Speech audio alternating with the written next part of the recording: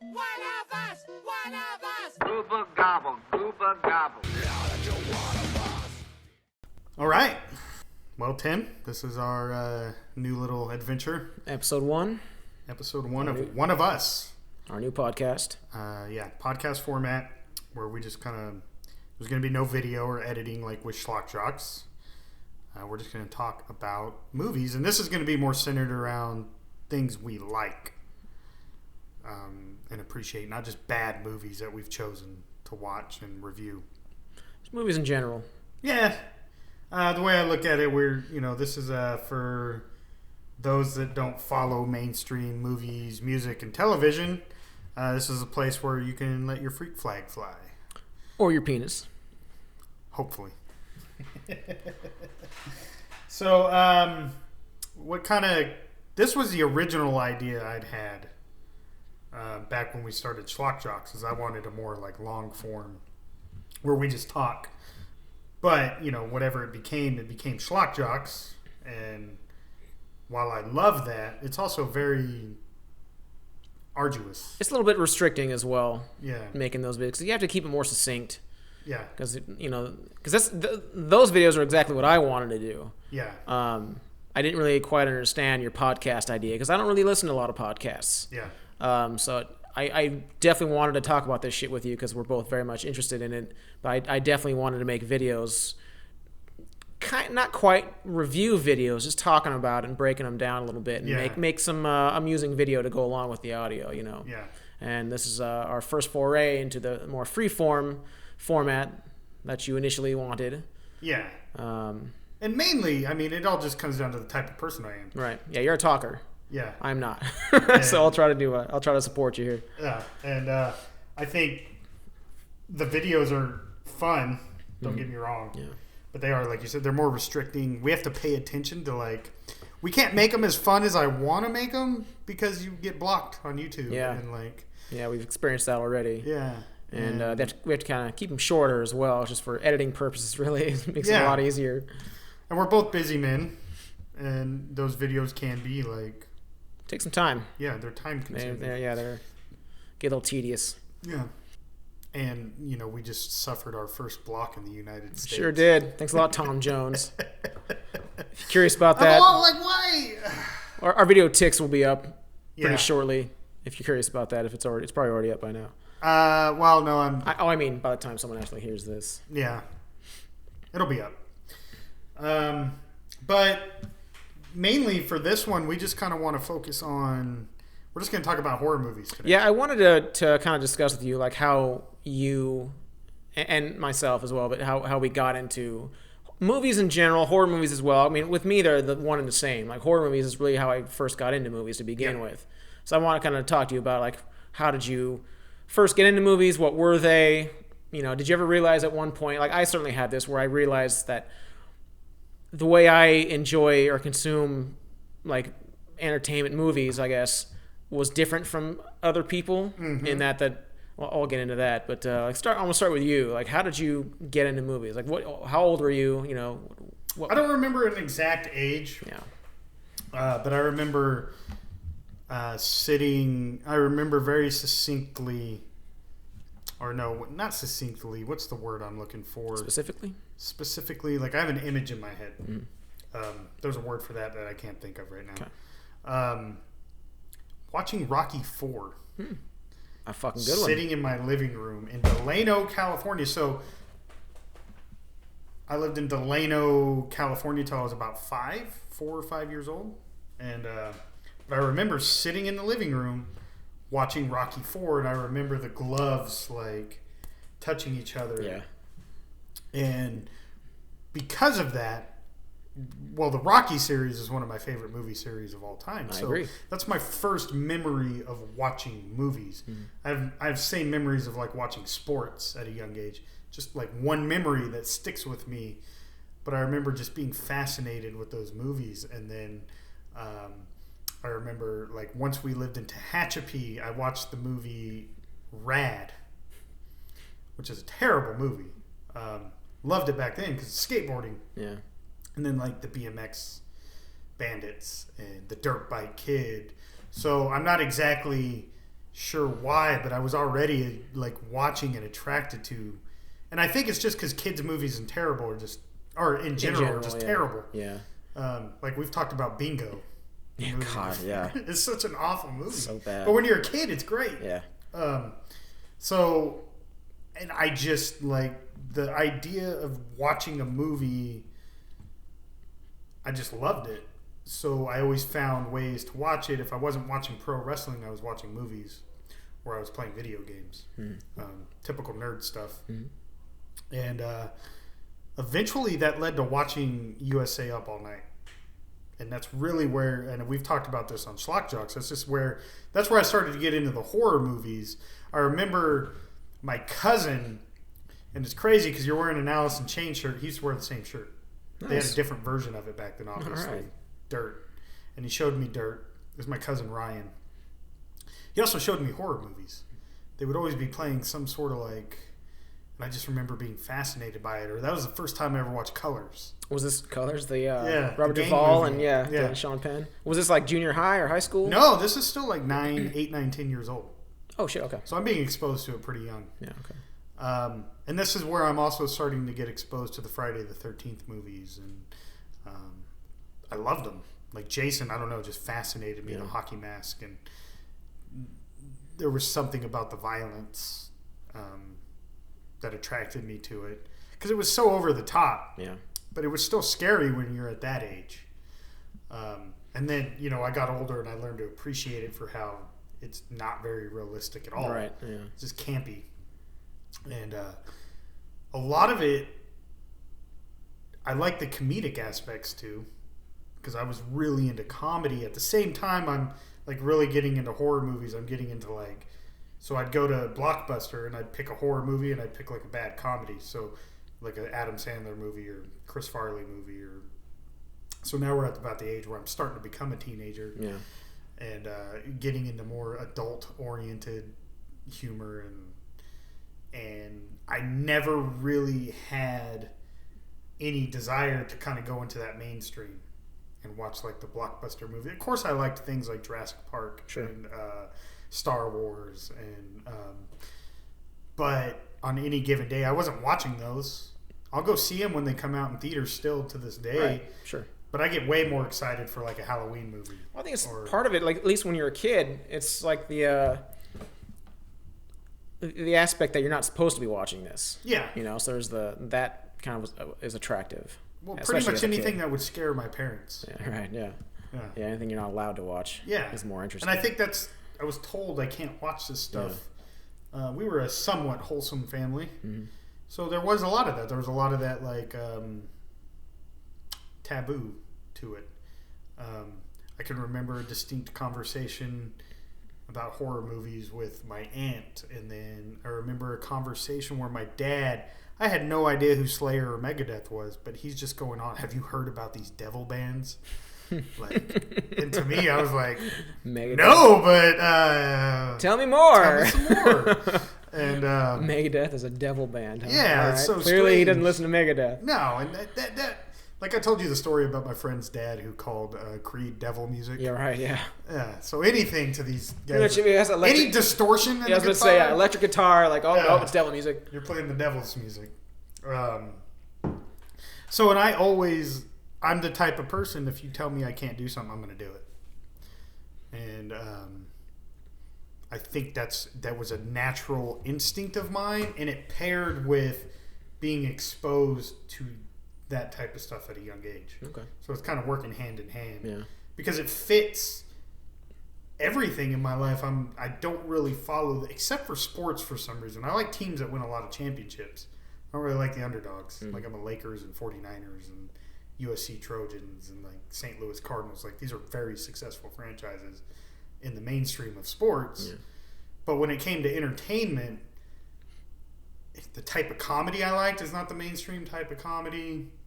The type of movies aren't the mainstream. I like irreverent stuff. I like stuff that scares people. I like stuff that really it's really stuff that taps into that primal human thing. And I don't have a word for that thing. Yeah.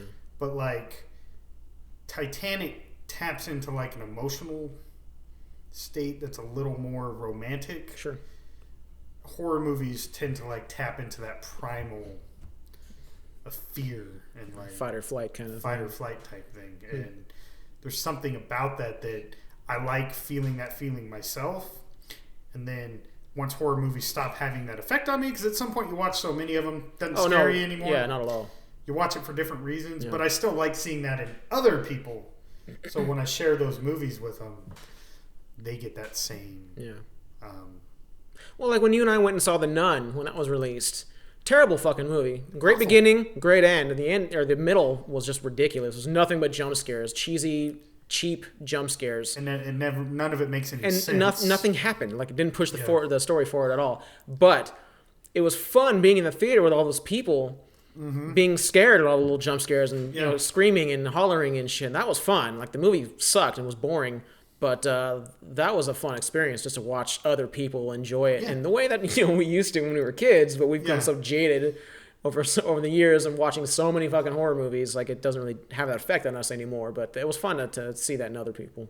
I remember going to see Scream when I was in 8th grade. And I went with a buddy. And I remember just being so obsessed with that movie after I watched it. I had to go back and watch it a second time because I wanted to see like the clues they left Sure. for who the killer was and like the whole slasher thing. Because at this point, I'd watched Jason movies, but I don't even think I'd watched Texas Chainsaw Massacre up to this point. And Scream was released when I was 13, 14 years old. So that movie really catapulted because then I consumed it all. It kind of was like it was my Pantera moment. Yeah. I kind of Now I had to consume more metal Yeah, because I kinda- heard this band. kind of flip the switch in your head. Yeah, and then I just started. That's when you just go get Sorority Girls, or what is it, Sorority Massacre Yeah. off the shelf. Yeah. And you're watching all these slasher movies, and so that's my favorite subgenre of horror. That and really like the demon flicks, like having to do with like the devil and Christianity. Sure. Obviously, with my upbringing, that's kind of a natural gravitation, I think. But slasher flicks, I don't know. There's just something about them, like the formula.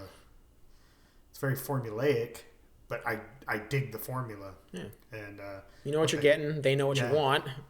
So, and to be introduced through Scream, which is a very self-aware movie, it's describing to you the slasher genre while being a slasher movie. yeah, it's very satirical, but at the same time, it's It's like, and you can tell that Wes Craven, he just gets it. well, he's He been in loves the what business he's for very doing. long. He knew what he was doing. Yeah. And that was such a well-made horror movie. I know for some reason it gets hated on. Well, it started the whole teen horror genre. Like there was never, at least not that I know of, a movie like a summer blockbuster movie that was also a horror film and starred nothing but beautiful fucking people, and also top name stars and like right, exactly. And they had every poster was like the floating head poster. Like that started that whole trend as well. Yeah.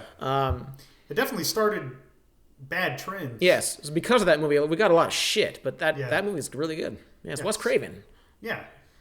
So Scream really is like the movie that I had liked horror movies before that, Up All Night, but it's the first one I remember going to the theater, so I saw it unedited, Okay.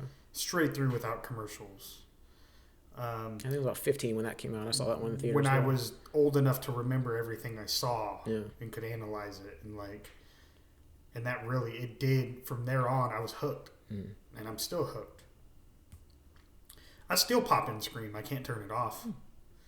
Or movies like it. Yeah. I even like, what was one of the... There was a whole bunch of crap that came out after. I Know What You Did Last I Know Summer What You was- Did Last Summer was was good. okay. I liked it. Then there was Urban Legends. Yeah, that was fun. I saw the first one. There was more than one of those, wasn't Yeah, there? there was a bunch of those. Yeah, I only think saw the first one's one, the but- only one worth watching. First one was fun. I like that one. Yeah. But yeah, it did start... But a lot of things start bad trends. Oh yeah, well, look at Blair Witch. Blair Witch Project. I love Blair Witch Project. Yeah. That started the whole found footage thing. You got a lot of shit from that genre too. Yeah. And now that movie gets shit on. Yeah. Well, and then Halloween started. Oh, that kickstarted the whole slasher thing. And while you got 3 or 4 major franchises out of the slasher genre, look at all the crap that came out. Thank you, 1980s. Yes. I can't think of a movie like studio trend that was as, besides the remakes of the early 2000s, I can't remember studios going crazy over a subgenre of film like they did. Well, they saw money in slashers. It was incredibly lucrative, man. It was very cheap to make, and people came out in droves to see that shit. Yeah. There was one out every weekend for 10 years. Yeah, I'm sure. They were releasing Jason ones every single year. Freddy every single year. Halloween every few years. Yeah. Texas Chainsaw took a long break. Yeah.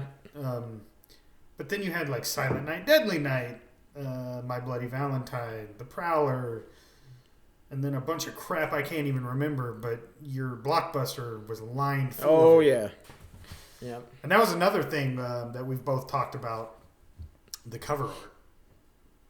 It was just they knew how to get you to buy their crap. Yep.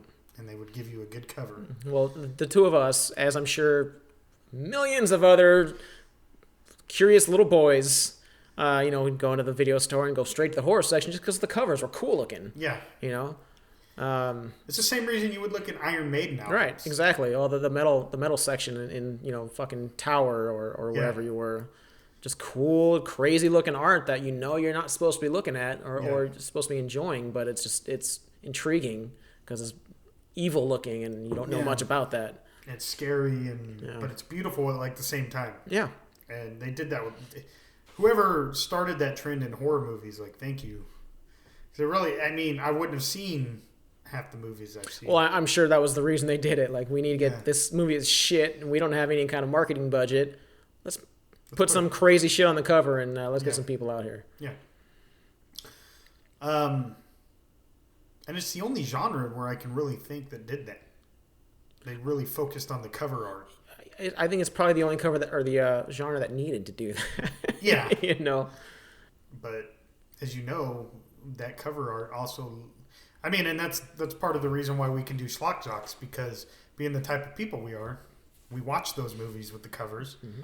And a lot of it ended up being really bad. Yeah. So we have a lot of knowledge of like these really bad flicks that just had great covers. Yeah. And there was a lot of metal albums that just had great covers and crappy albums. Yeah. A lot of the old cock rock had phenomenal album covers, man, but the music was garbage. Yeah. God. Or even like a little more extreme, but there was a lot of those like death metal bands that just not very good bands. Yeah. But they have these crazy cover art. Incredibly violent imagery, or all the knockoff thrash bands that weren't as good as like the bigger named ones. Yeah. But even like Metallica had amazing covers. Yeah. And that's just I put those hand in hand because they're very similar to me. They're very similar types of interest. Well, they both deal with scare the shit. Yeah, exactly. They both deal with like dark subject matter for the most part, and people wholesome family types, run away from that kind of stuff. So there's that attraction to it. Like when I was a kid, I remember I don't know, 4th grade, 5th grade maybe. That's when I kind of started getting into horror movies in general. But I remember me and my sister, we were over at my grandparents' house for like a weekend, I think, or something. And I don't recall ever seeing the trailer for this movie, but both of us, her and I, really wanted to see The Burbs, the 1987 Tom Hanks. Oh, great movie. To this day, it's in my top 10. I love that movie. I can watch it anytime. Yeah, the sarcastic fat dude. Oh, yeah. Rick Document, rest in peace. He was awesome. Yeah. But we really wanted to see that movie, so my grandma rented it for us, and I watched it. We loved it. And I remember the next day, I wanted to watch it again. And I remember my grandma looking at me and like bewildered, like, what do you mean? Like she said, you've already watched it. Why do you want to watch it again?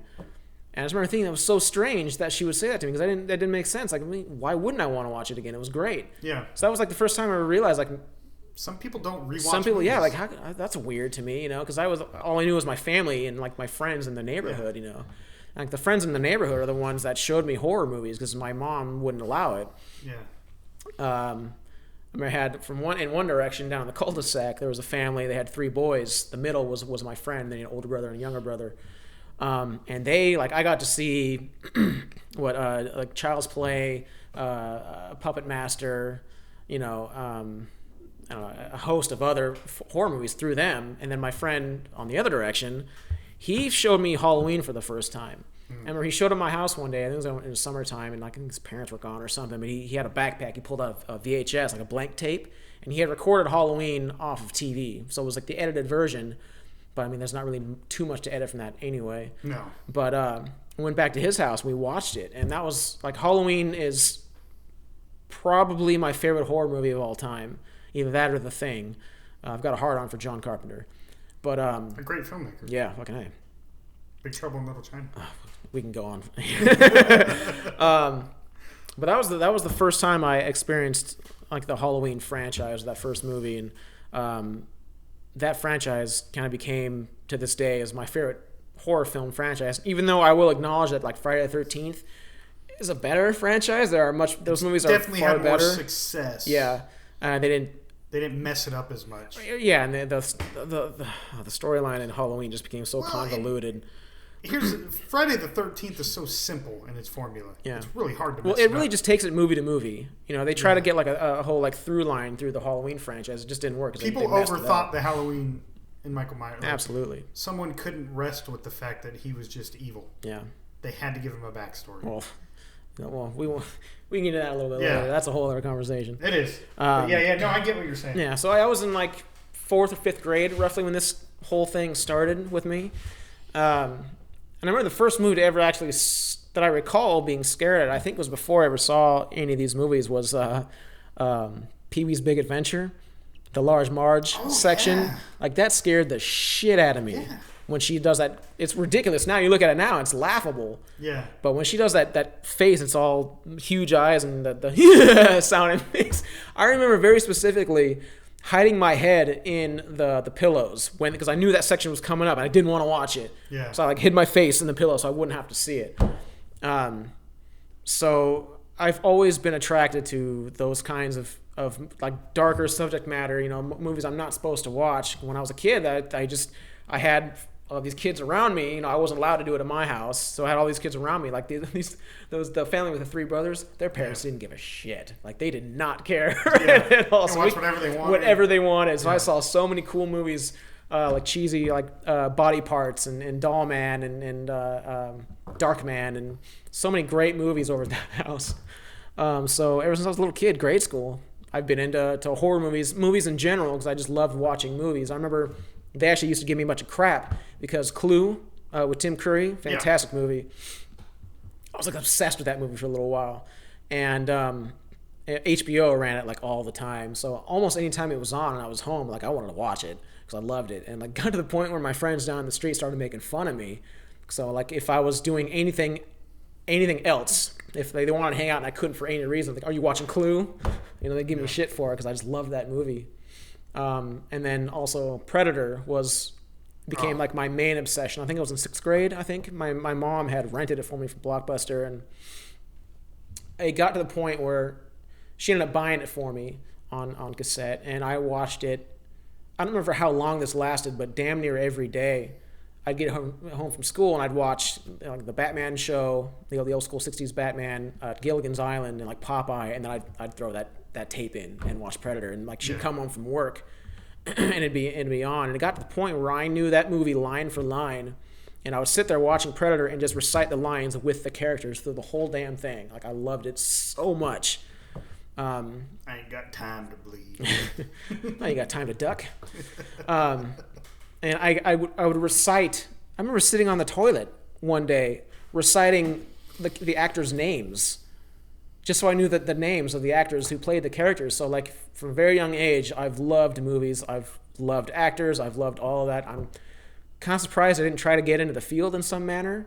I guess I've just always enjoyed being a fan more than in the mix. But ever since I was just a little kid, I've loved watching movies over and over that I loved, and like horror movies especially. Like I was the kid when I was a little kid in grade school. I was the kid who would draw messed up little pictures. I had no artistic talent. To this day, I can only draw stick figures.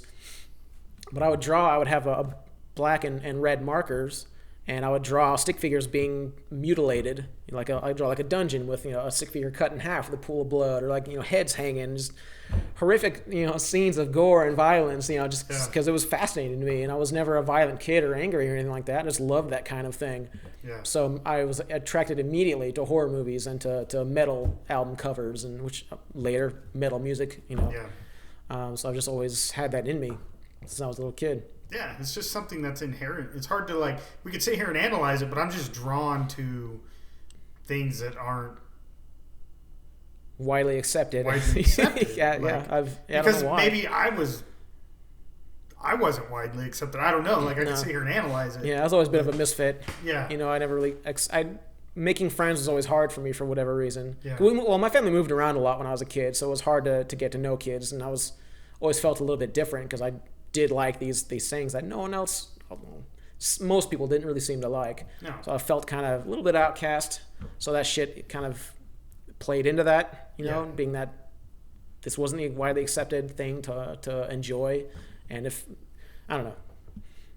Well, I mean, you think about it, we kind of had a perfect storm when we were younger, living in Chico.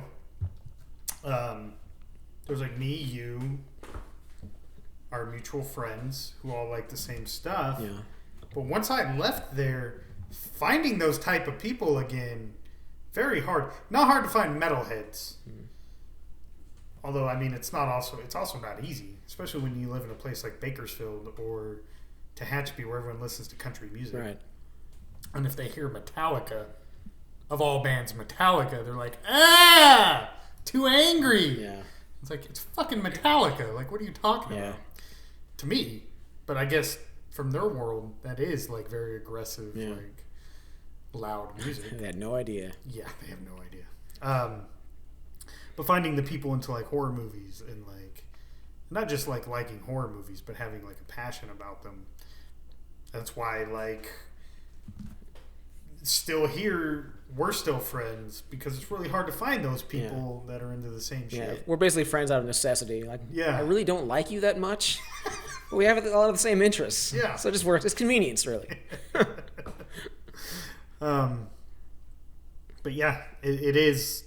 It's not a widely embraced for as much money as they make too. Well, I think nowadays it's a little bit different because you get these Hollywood horror movies, which are making a shit ton of money right now because a lot of people are into it. But then you show any of these people,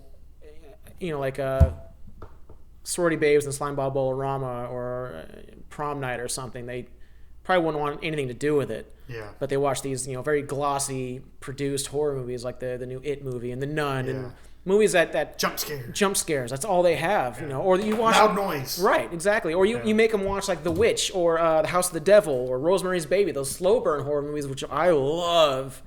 These people are gonna I can't talk. These people won't want to have anything to do with them. Yeah. They have to have these glossy, nothing but beautiful people, movies that are out nowadays, and it's a damn shame. I really don't like horror nowadays the way it is. It's just the direction it's taking is it's not not enjoyable supposed to be to this me. produced. No, the rawness of the old school horror movies is kind of what attracted me to it because it's almost it's very gritty. Yeah. Sometimes shoddily put together, but Yeah. that was part of the charm as well. Oftentimes shoddily put Right, together. but that was part of the charm, Yeah. It's one of the things I enjoy about those kinds of movies, and you just don't get that anymore. Well, they've done the same thing with metal music, True. and they're the nerd culture. They marketing found out there's money to be made. Yeah, they've certainly capitalized off. Now they've off poured nerd out culture. the underground cultures, Yeah. which is strange because there's something that's going to replace it all. Oh yeah, it's I'm too cyclical. old to know what's there. No, exactly. I'm not in tune with that stuff anymore. I'm sure there's already something in its place, whatever it is. Yep. But it kind of scares me what that could be. A little more. It could be snuff films. I have no idea. Kind of doubt that'll happen, but who knows? But yeah, you hear about those stories on the dark web. That's true, man. That's true. Whether they're true or not, I have no idea. But yeah, modern horror is. Maybe we're just the old guys. Like That's probably all it is. Like it's because they were definitely. If you look back in the '80s, by the time you got to the 6th Friday the 13th, like the 4th or 5th Nightmare on Elm, those were now like major studio, heavily produced. They made them more comedic. Yeah. They were lighter in tone. Yeah. Especially especially the Nightmare on Elm Street movies. Yeah. They were given bigger budgets. Yeah, that took a weird turn. Yeah. 3, 4, and 5 are good. Yeah. Freddy's Dead sucks. Freddy's Dead is awful.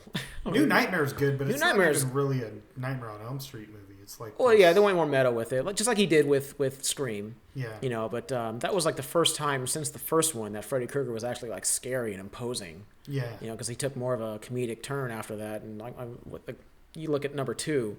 That thing is just terrible. Yeah. I don't know what happened with that movie, and they well, we're going to talk about that franchise eventually. Yeah.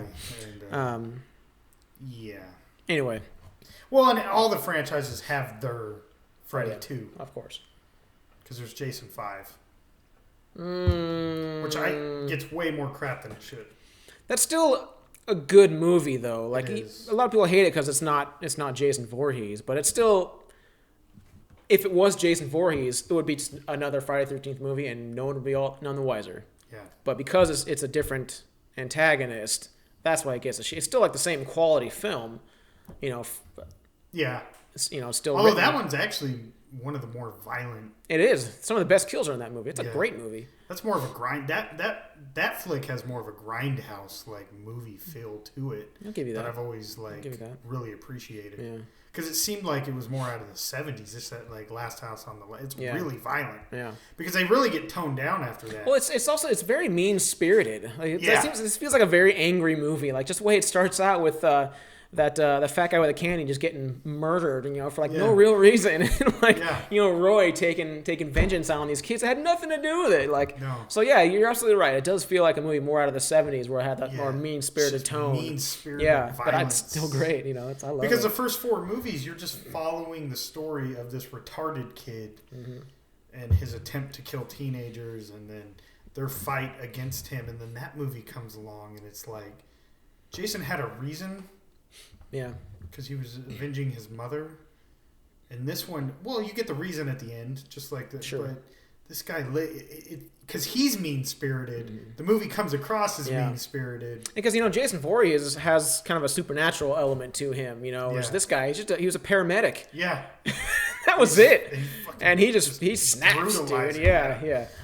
And everyone in that movie's a nutcase. Yep. So, yeah, that movie... It gets way more hate than it should. Yeah. And it is because it's not Jason, and I did the air quotes. Yeah. But, so what? yeah, I don't care. It's not Jason Goes to Hell. No. Which is truly just a crappy movie. Yeah. Well, I guess that's kind of the Freddy's Dead. Yeah, that's a good point. Yeah. We can talk really- about that when we talk about the franchises. But the point was they all have their movie where they like, jump the shark, so to speak. Yeah. And we all know the Halloween one. We're just not going to bring that one up. Well, yeah, I got a lot to say about that. So when we talk about the Halloween franchise, I'm happy to cover that topic. So we've both kind of mentioned our favorite. Mine's Friday the 13th. There was this Halloween franchise. Yeah. What specifically draws you to Halloween? It was the image of Michael Myers, just the shape, just his. Honestly, one of the most striking images I've ever seen in a movie that has stuck with me all my life. That is just so terrifying but beautiful at the same time. Is from the first movie. It's when Laurie Strode has the 2 kids over at their place, and they're watching the movie and doing the jack-o'-lantern and everything. And Tommy looks out the window, and you just see the silhouette of Michael Myers just standing there, like staring. Like you don't see him at all. You just see his shape, the shape, his silhouette. That's just I can't imagine just being a kid and seeing that. Like after I think he had already, I can't remember right now, but I think he had already seen Michael Myers walk past with Annie's body on the porch. And I think this is the second time he looks out the window, if I might be remembering that incorrectly, but just that image of Michael Myers just standing there.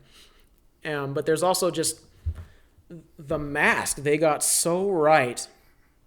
Or just that pale, expressionless face of Captain Kirk, you know. But also like the cinematography and the lighting they did in that movie, so where you never really see the skin around his eyes. It's just the black holes. You don't really get a full reveal until, you know, he kills...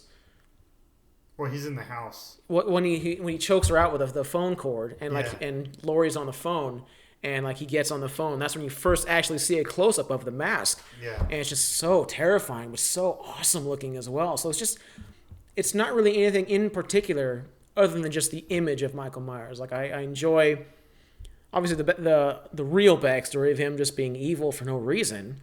That's terrifying. It's terrifying. You know, they come to this like middle class family. He just murders his sister out of nowhere, and then he grows up and and he's silent. He hasn't spoken for 15 years.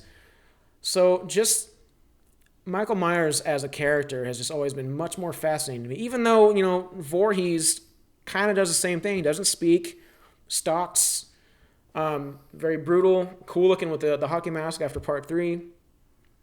Even though part 2 is my favorite one. It's definitely one of the better ones. Yeah. But Michael Myers, just I can't really pin it down. And again, like He's of those far movies, creepier. That might be it. Jason. Because Jason, especially when Kane Hodder took over, he became very angry. But Michael Myers has always been no expression, obviously not his face, but in his movement. He just moves, he goes, he kills, and then he stares. And like his head tilt he does, and just for whatever reason, little things about his character. Like when I first watched it, like when he's at the bush and he's standing there, and then she looks back and he's not there anymore, and then the laundry where he's behind the laundry. When she's looking down from the window, that's there, creepy as hell, dude. That scene, or like when she's in her class and he's parked outside just staring, and then she looks away and he's not there again. You know, that shit is just so creepy, and that's what I love about Michael Myers. Like, obviously Robert Englund as Freddy is incredible. He's so charismatic and entertaining. Charisma is what really sells that. Voorhees is far more brutal. He does some fucked up things, you know. But yeah, just I think it's the calm coolness of Michael Myers that has always been, and just that face with the black eyes, the devil's eyes, has always been attractive to me. Now I know Voorhees is your favorite, so let me ask you, like, what is about Voorhees? And I gotta watch. I started with the later movies, which is strange because people hear that, they're like, how did that end up being your favorite? Same here.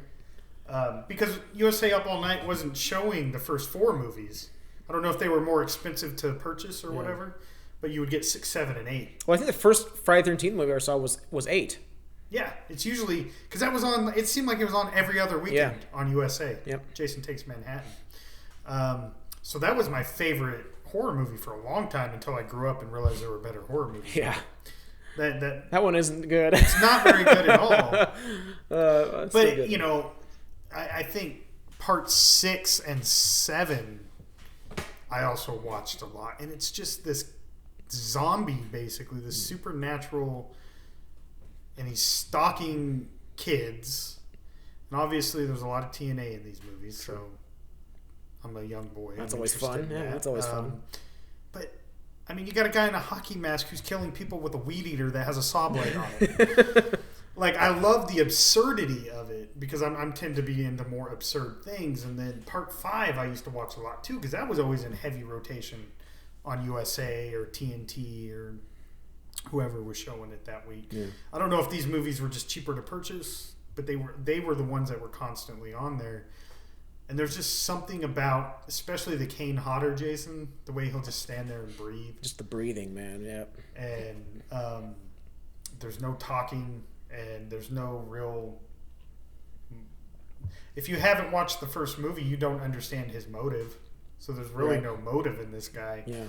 He's just a guy who wants to kill But people. when you're a kid, it doesn't matter. No. Like, you don't give a shit about stuff like that. You just, And the formula too. It's just there's something about those movies. They're so simple in their execution, and the violence, the gore. The movies know what they are and what they're about, and they don't really stray from that. Like I said earlier, like Until later, they know what you want. Jason Goes to Hell fucks it all up. Yeah. They stray from that formula, and it's one of the least liked movies in the series. So they went right back to the formula. Yeah. With Jason X, Yeah. which is cool. That's another thing is they like the absurdity really. Like Halloween's more realistic.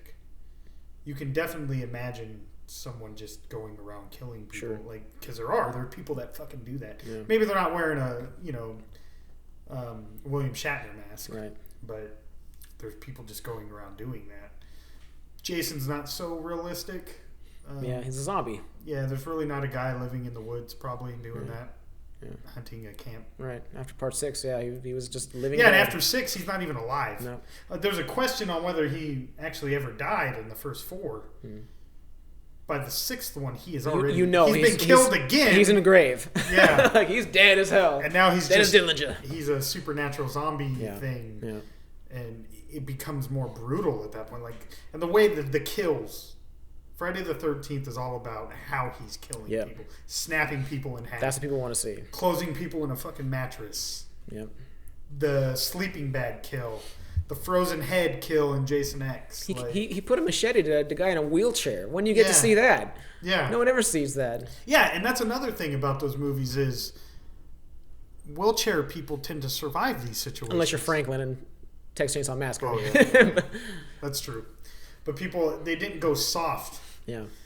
Jason didn't care who you were. Yep. He's just this force, and he's like a natural disaster. He's this force of nature that can't be stopped and just exists no matter what you do, and he's always going to be there. And he's kind of like, he's the moral majority. Strangely That's enough, I've there's you been documentaries do that talk drugs about and that. have premarital sex, Yeah. and now you got to pay for your sins. Yeah. He's your comeuppance. yeah. Yeah. And I always I don't know, I just found him fascinating. I love Halloween. I love Texas Chainsaw Massacre. Freddy's the only other one, and it's mainly the charisma of Robert Englund that really sells that franchise. Yeah. But even then, they don't fascinate me the way those movies fascinated me as a child. Mm-hmm. And it's just like killing someone with their own guitar. Yeah. The Supernatural one, where it was basically Carrie versus Jason. They've done. Jason has been put in these situations. He's almost been in every horror trope you could be in. Maybe, the only thing left is to have an Exorcist Jason type movie. Yeah. Which is probably going to happen at some point once they figure this stuff out with the franchise. Hopefully they will someday. Because they definitely went into that occult stuff with Halloween. Yeah. Fuck the franchise. Yeah, and but that's even the remake, which the remake is just basically another sequel because they just followed that formula. Are you talking about the one that just came out, or Zombies? The remake or the reboot? No. Friday the 13th. Oh, Friday the 13th. Oh, I'm sorry. Just follows that formula. Yeah. It's just a slasher movie, and it basically you could present it as a sequel. And it works. And totally. Yeah. Yeah. And that's what it's so. And there's just something about a guy in a hockey mask breathing and killing you with a weed eater that has a saw blade on it. Yeah, it's definitely the Friday 13th franchise definitely kind of became more about the creative kills and how are we going to kill these people, and that's definitely the draw for most people with that franchise. Just how fucked up are they gonna get in this movie? And they did a lot of really cool stuff. There's a girl that gets a party favor stuck through her eye socket. There's a guy who dies taking a shit in an outhouse, because those goddamn enchiladas. Yep. Oh God, what was his name? Oh, he's in other stuff. Yeah. He's in Return of the Living Dead, isn't he? Yep, he is. Yeah, it's like what was his name? He has a Spanish sounding name. I can't remember what it was. I don't know. Yeah. Yeah, great movie. Um,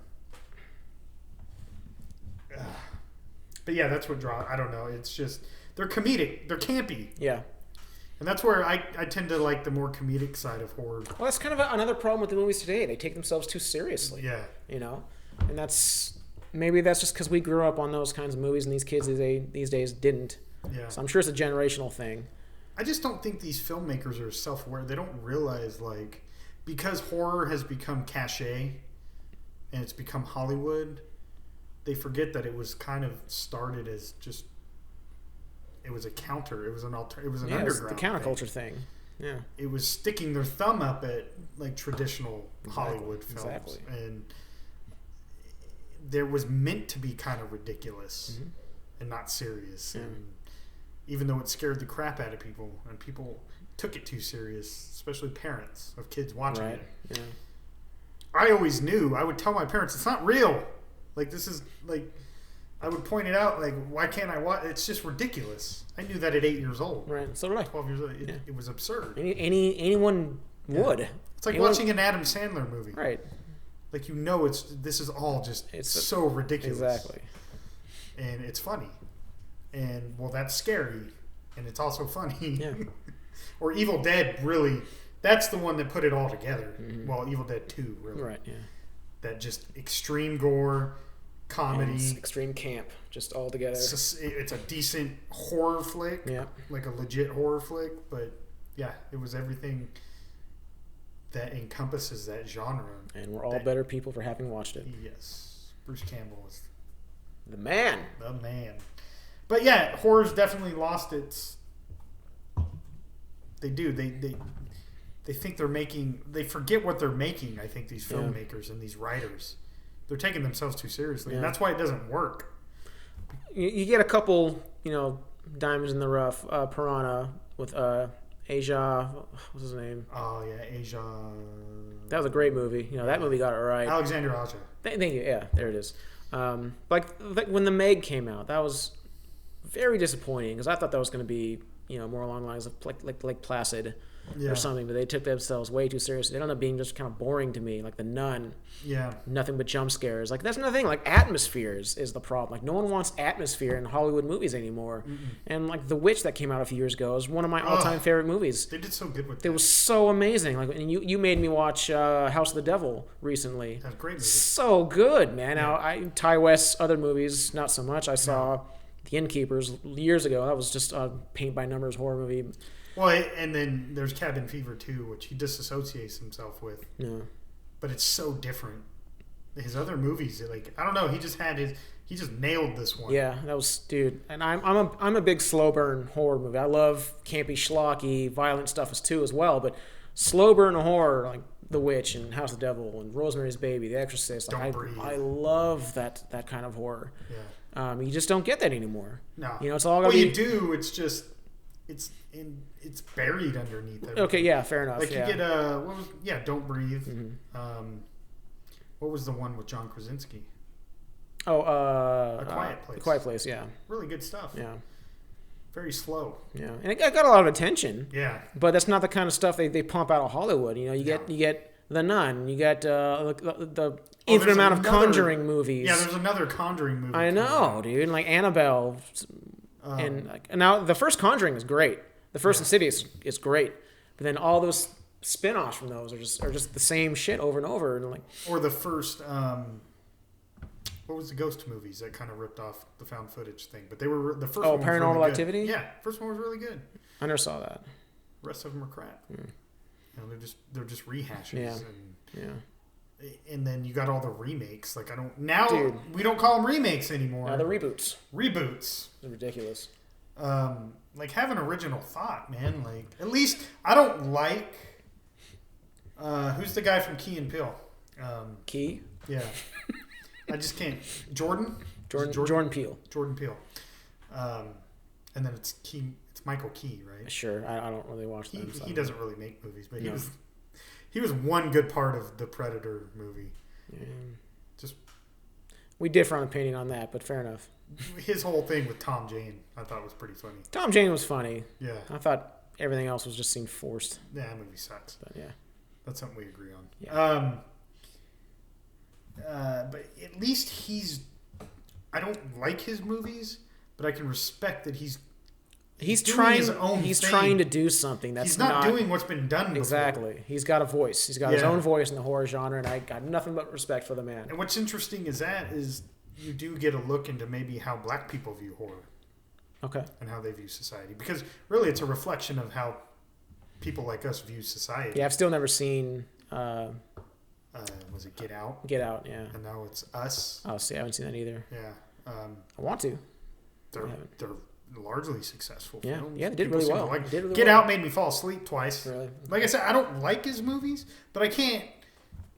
I may not like them, but at least he's attempting to do something different. Absolutely, and that's worthy of respect. You know, Yeah. like because not many filmmakers really seem to do that in the horror genre No, they these just- days. Let's do another Texas Chainsaw reboot, or let's do Yeah. another Halloween. Which Yeah. I appreciate the Halloween reboot. Yes, I do. Because at least they're like, look, we're going to end this right this time. Yeah. But you know it's going to end up with like 900 other sequels. Well, the Akkad family will never let go. No. I mean, because it's been stated now that this new Halloween is a trilogy, Yeah. and I'm sure once they're done with these three, David Gordon Green will move on to other things. The Akkad family, or Cod, however you pronounce it, they own the Halloween franchise and have since its inception, and they are the reason why the franchise continued, because they kept putting them out. And now that the whole continuity issue has been kind of redone, I don't know if they'll continue that or if they'll start their own, but they will keep it going. Yeah. Because that is their bread and butter. And Well, the original Mustafa Akkad, he's dead. yeah, Now it's the his son. son does it. Yeah, And he's going to have kids. And they might just have a whole dynasty with it. Who knows? Yeah. You know. And I'm totally appreciative of that. Again, I love the Halloween franchise, regardless of where it goes. I just love Yeah. Michael Myers. it's just sad that it's one of the most abused Yes, franchises. very much so. I'm very grateful that they kind of rebooted the continuity here, because it got way out in the weeds with Yeah, it all doesn't the make a lot of Thorn sense. stuff. Like, I still loved them. 5 and 6 particularly, and 8 Resurrection are awful movies. And with the exception of Resurrection, I can still watch them. I can still enjoy them. Yeah. Resurrection makes me want to puke, but I can still watch them. I can still enjoy them, regardless of You don't quality. like Busta Rhymes? Shut up. I honestly, I do. I like Busta Rhymes. I just don't like that movie, and like, Yeah. I don't want to see Busta Well, that Rhymes. movie's ridiculous. Yeah, I don't want to see him roundhouse kicking fucking Michael Myers and going all karate. I don't want to see that. It's ridiculous. And so wherever they take it, and they will take it somewhere, I'm in. But that's just kind of the nature of the business. Well, there was a whole planned reboot of the Friday the 13th franchise before all this. Yeah, all that Stuff's- legal legal stuff, stuff which is a started damn happening. shame. And we may never get that franchise back. We I may don't not. know. Yeah, who knows? The rights are so. It seems like it's just so splintered. Like, And there's a part of me that's like, dude, just do what you guys have to do. Like, pay the guy. Yeah. Like, even if it's right or wrong, like, at this point, just, if the guy wants money, give him what he wants. well, I know part of it is there's like distribution issues as well, like overseas. Like, there's it's a mess. Yeah. It's not just as simple as Victor Miller. Yeah, he's claiming ownership. Yeah, and it's not, and he has every right to, because like the period of time, 30 some odd years passed, and he had every right to try to get ownership of his franchise, but it came down to like who wrote what, I think, and I know like international distribution rights is part of it. I can't remember everything, but it's a mess. And Well, basically, what Sean Cunningham is saying is like, look, yeah, you own the first movie, but I'm the one who did everything after that. Yeah. And you can't take it. Well, basically, his argument is you own Pamela Voorhees. yeah, I made Jason Voorhees. with the hockey mask. Yeah. Yeah. And, but even he didn't. He bought the copyrights to that because someone else did all that. But he came back and bought the franchise. So he owns it. But even Sean Cunningham, he had nothing to do with Hockey Mask Jason because he was out after the first movie. That's true, yeah. And he didn't come back till Jason Goes to Hell. So I just wish they just figure it out. drop your shit and just make it happen, because there's a lot of money to be had in that. You know, like, just swallow your pride or whatever the fucking problem is. Pay whatever money is needed and just get it over with, and then you can start making the franchise. You can milk the hell out of it if you want. Just bring it back. Give it back to us. Well, that's the thing with Jason and Freddy. It doesn't matter who's, as long as it's a big person. Well, even Michael doesn't have to be a big guy. No. They're behind a mask. Yeah. You can keep these things going forever. Yeah. Friday 13th or Nightmare on Elm Street's a little different because Robert Englund is so ingrained Freddy. as Freddy Krueger. And Jackie Earle Haley did a fine job. He's a great actor, but you compare the two of them, and it's just it's night and day. Yeah. You know, and while they had some cool shit in that remake, I guess that was a remake. Remake. This was before reboots. Right. Yeah. Right. Robert Englund was just too charismatic. Like you cannot have Freddy. Just like I think you cannot have Chucky without Brad Dourif. No. Like Mark Hamill, I love Mark Hamill. I love Star Wars, of course, and he's one of the best voice actors out there. And I haven't seen the Child's Play reboot. I don't really want to. A reboot, yeah, but I'm sure Mark Hamill did a great job. But Chucky is Brad Dourif. You know, Mark Hamill I'm sure did a great voice, but Chucky's personality comes from Brad Dourif's brain, you know, and like I don't want to see anyone other than Brad Dourif be Chucky. No, Brad Dourif is Chucky. Well, and that's because those characters have personalities. Yeah. Michael and Jason don't have personalities. Exactly. They're just killing machines, silent killing machines. They're just feral animals. So they're timeless. Yeah. You know. They're like this, kind of what New Nightmare tried to present Freddy as, this evil that's existed throughout space and time. Yeah. That's kind of what Jason and Freddy are. They're forces of nature. But so we're kind of getting a little too deep. We need to save. So the structure of this is we're going to start talking about like franchises or a little more vague topics than what like Schlock Jocks is on. So we've gone pretty in depth on some of these, but I want to save some stuff for. Yeah. You've got things to say about the Friday 13th. I've got a lot to say about the Halloween franchise. So. Yeah, I think we both have a lot to say probably about Nightmare on Elm Street, Child's Play. Yeah. It'll be fun because we get to watch these movies again. Some of them I haven't watched in a really long time. Yeah. But to get a little refresher. Yeah. So that's about it for the first episode of One of Us. I'm Greg. I'm Tim. And catch you on the flip side.